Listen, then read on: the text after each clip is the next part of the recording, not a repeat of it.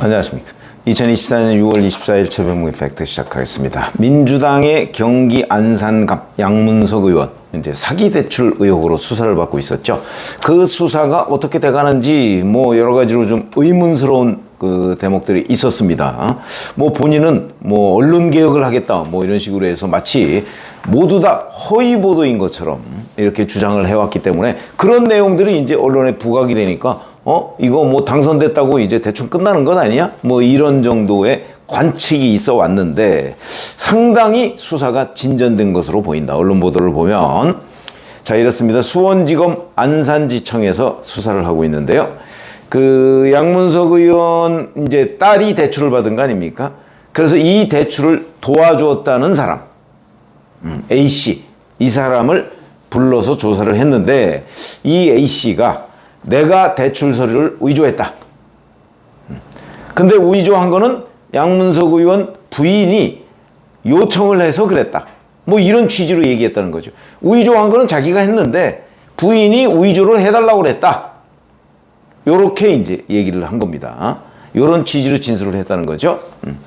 근데 이렇게 되면 이제 남은 조사는 양문석 의원 조사밖에 안 남은 거 아닌가? 이렇게 볼 수가 있습니다. 결정적인 증언이 일단 나온 거죠. 근데 그동안에 이 얼개를 보면 금융감독원하고 새마을금고중앙회가 1차 조사를 했었죠.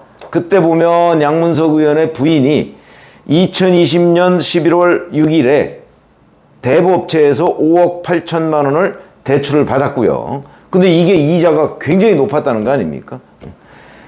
근데 이 대출을 받아가지고 양문석 의원 부부 명의로 서울 서초구 잠원동에 있는 아파트를 31억 2천만 원에 샀습니다. 그리고 나서 5개월 뒤에 2021년 4월 7일이니까 이때 이제 양문석 의원의 딸, 이 사람이 이 아파트를 담보로 해서 그래서 대구 수성새마을금고에서 사업자 기업 운전자금 11억 원을 대출을 받습니다. 그 21억 원 중에서 5억 8,100만 원을 먼저 그 대부를 받았던 대부업체에 상환을 이제 갚았고요. 그리고 남은 5억 1,100만 원은 이제 어머니, 양문석 의원의 부인이죠. 어머니한테 입금을 했다. 이렇게 돼 있는 거예요. 이게 이제 그 요지입니다. 이거는 뭐 대략 다 맞는 것으로 보인다. 팩트는 다 체크가 된 걸로 보입니다. 그리고 이 아파트를 최근에 양문석 의원이 팔았죠. 자, 근데 팩트는 다 체크가 됐는데 이 과정에 이제 불법이 있었느냐? 불법이 있었던 것으로 보여서 결국 이걸 사기 대출 이렇게 이제 언론에서 얘기를 하고 있는 거죠. 왜 그러냐면 이 딸이 그 바로 수성새마을금고에서 받았다는 그 대출이 사기다 이거죠. 왜 사기냐?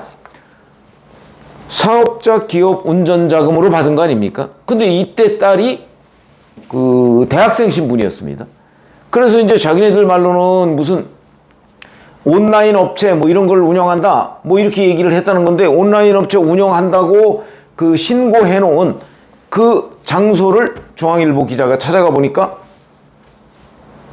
장소는 있는데 거기에 사람이 드나든 흔적이 없다는 거 아닙니까? 그러면 유령 회사 사무실일 가능성이 대단히 높은 거죠. 그러니까 처음부터 이거는 사업자 기업 운전자금 그러니까로 쓸 목표가 없었다는 겁니다. 그러니까 완전히 먼저 그 비싼 이자로 받은 대부업체 그걸 갚으려고 이 수성새마을금고를 속였다. 이런 거죠. 여기까지는 뭐 거의 팩트인 것으로 보입니다. 이거를 이제 양문석 의원은 지난 총선 과정에서 편법이라고 주장을 했거든요. 그런데 객관적으로 보면 이게 편법이 아니고 불법이다. 이 말이 보다 사실에 접근하는 것 아닌가. 왜냐면 이 수성새마을금고에 그 이제 기업 운전자금 11억 원 대출 신청을 하면서 그 대출 관련 서류를 위조한 거 아닙니까?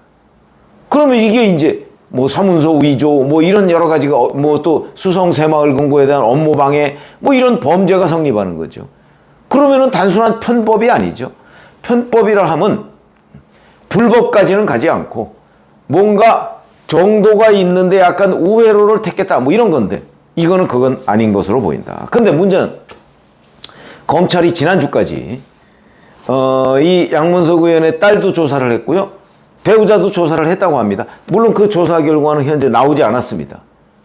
예를 들어서 양문석 의원의 배우자가 내가 이렇게 서류를 만들어 달라고 했습니다 라고 시인했다면 뭐 이건 뭐 대략 이제 수사가 끝나가는 단계일 것이고, 근데 그 부분은 아직 언론 보도에 나온 게 없고, 자, 이제 이 A씨라는, 그러니까 양문석 의원 딸의 대출을 도왔다는 이 A씨, 이 사람이 자기가 서류를 위조했고, 그 다음에 이건 양문석 의원 부인의 요청이다라고 얘기를 하니까, 이제 남은 거는 그런 사람들 딸, 부인 다 조사했으니까 남은 거는 양문석 의원 본인 조사가 남은 겁니다. 물론 여기에서 이제 이 A씨의 주장과 양문석 의원 부인의 주장이 만약 달랐다. 양문석 의원 부인이 나 그런 거 요청한 적 없다. 그리고 그렇다면 단순히 이 중개한 사람이 자기가 스스로 서류를 위조했다는 얘기가 되는데, 이렇게 되면 이제 두 사람의 의견이 충돌할 거 아니겠습니까? 그렇게 되면 이제 뭐 대질조사 등 뭐 이런 거를 이제 해서, 여기에 움직일 수 없는 거는 그 문서 자체, 대출 문서 자체가 위조된 것은 틀림없기 때문에 그 위조를 뭐 중개업자라는 이 A씨가 도와줬다? 업계의 관행이다? 글쎄, 관행이라고 해서 그 요청하는 사람이 요청도 안 했는데 제가 이거 위조해 줄게요 이렇게 얘기하진 않을 거거든요. 그렇기 때문에 요청을 했을 것이다. 물론 이 사람이 방법을 알려줬을 수는 있겠죠. 뭐 사실은 이거 이만저만해서 대부업체로부터 받았는데 이자율이 뭐 엄청나게 높아서요, 이걸 어떻게 달리할 방법 없을까요? 그러니까 뭐 그런 방법을 알려줬을 수는 있죠. 그거 새마을금고나 이런 데 좀 이렇게 대출 서류 이런 체크가 아무래도 부실한 데에서 이렇게 뭐 기업 운전자금 같은 거로 이렇게 빼내서 갚고, 그리고서 나중에 그거 돈 갚으면 되죠 라고 뭐 방법을 알려줬을 수는 저는 있다고 봅니다. 그러나 어쨌든 간에 최종적으로는 그럼 그 위조 서류를 만들어주세요 라고 얘기한 거는 양문석 의원 부인이거나 아니면 양문석 의원 쪽에서 했겠죠. 이렇게 되면 불법이 되는 거죠. 자, 뭐 이게 이제 이 두 사람의, 만약에 이제 양문석 의원 부인이 시인을 해버리면 뭐 그냥 사건은 간단하게 어찌 보면 끝나고 그 다음 단계로 넘어가고, 시인을 안 한다면 이 중개업자인 A씨와의 이제 대질, 이제 진실공방 뭐 이런 것들이 필요한 부분인데, 그거 뭐 그렇게 어렵지 않게 끝날 수 있겠죠.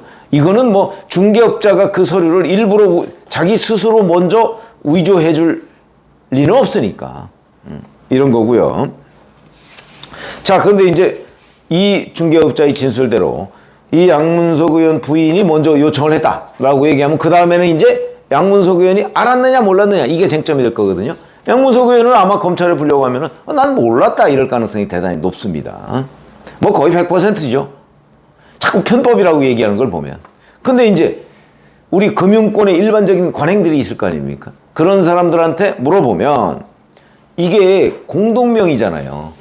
서초구 잠원동의 아파트가 양문석 의원 부부의 공동명의거든요. 근데 그걸 담보로 수성새마을금고에서 기업 운전자금을 대출한다.